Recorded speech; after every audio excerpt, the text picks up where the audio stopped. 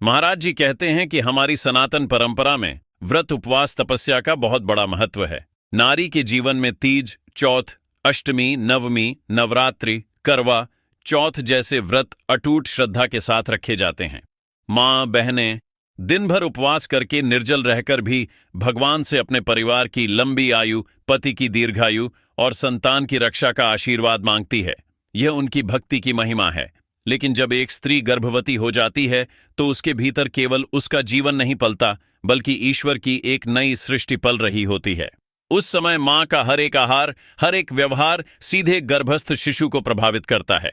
इसीलिए शास्त्रों में और आयुर्वेद में भी स्पष्ट लिखा है कि गर्भवती स्त्री को अन्न, जल, फल, दूध, घी और पौष्टिक आहार का निरंतर सेवन करना चाहिए, क्योंकि गर्भस्थ शिशु अपने पोषण के लिए पूरी तरह मां पर ही निर्भर होता है। अब यदि उस समय मां व्रत उपवास करती है तो यह तपस्या उसके गर्भस्थ शिशु को कष्ट देने वाली हो सकती है, क्योंकि मां भूखी रहेगी तो गर्भस्थ शिशु को भी पर्याप्त पोषण तत्व नहीं मिलेंगे। उसका विकास रुक सकता है, कमजोरी आ सकती है, जन्म के बाद वह दुर्बल या बीमारियों से ग्रसित हो सकता है। शास्त्रों का भाव है कि व्रत उपवास आत्म संयम और भक्ति का माध्यम है, लेकिन कोई भी धार्मिक अनुष्ठान ऐसा नहीं होना चाहिए जिससे निर्दोष को पीड़ा हो, और गर्भस्थ शिशु तो सर्वाधिक निर्दोष और पवित्र आत्मा है। उसका अधिकार सबसे पहले है कि उसे उचित पोषण और सात्विक वातावरण मिले।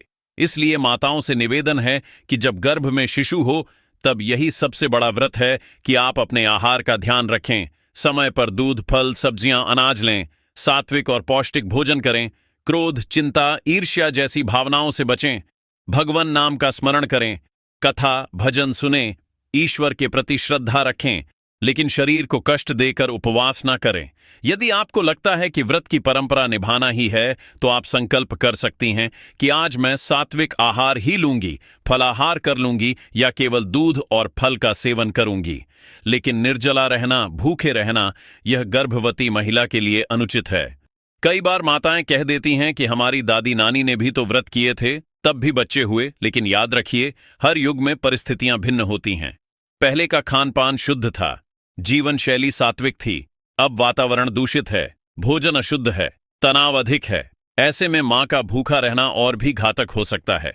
शास्त्रों का मर्म यही है कि धर्म हमेशा लोक कल्याणकारी होना चाहिए।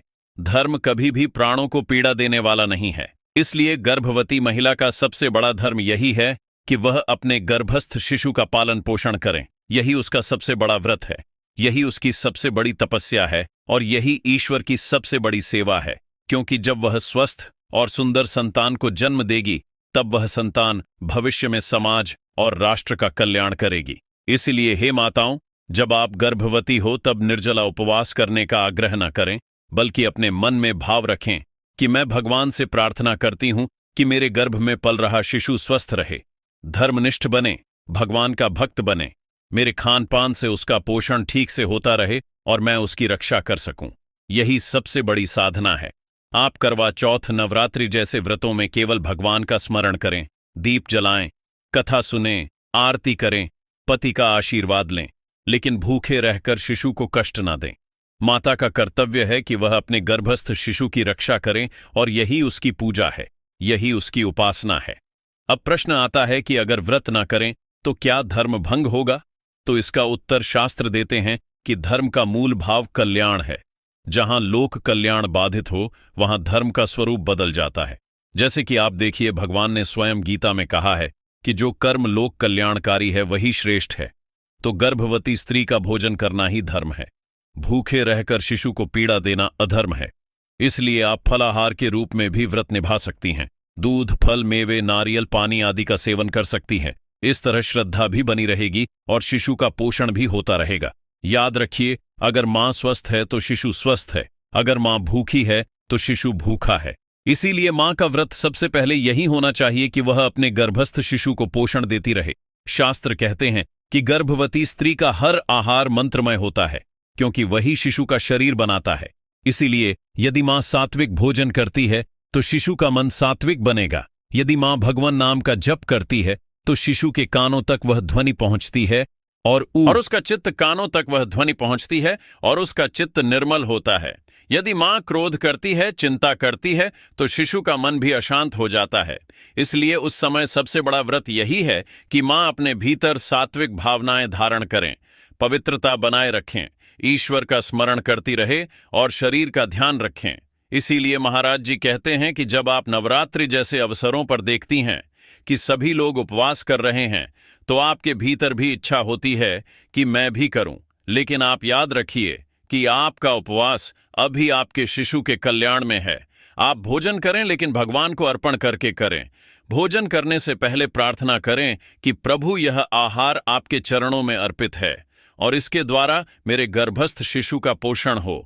यह भी एक भक्ति है, यह भी एक साधना है, और यह साधना शायद निर्जला व्रत से भी बड़ी है, क्योंकि निर्जला व्रत तो केवल आपके शरीर की परीक्षा है, लेकिन शिशु का पोषण करना तो एक नई सृष्टि को सुरक्षित करना है, और यह ईश्वर की सर्वोत्तम सेवा है।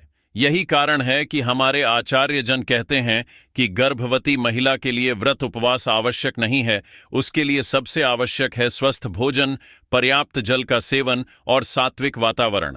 इसलिए माता बहनों को कभी यह संकोच ना होना चाहिए कि अगर हमने व्रत नहीं किया तो धर्म का अनादर हो जाएगा, बल्कि सच्चा धर्म वही है जो गर्भस्थ शिशु के जीवन की रक्षा करें।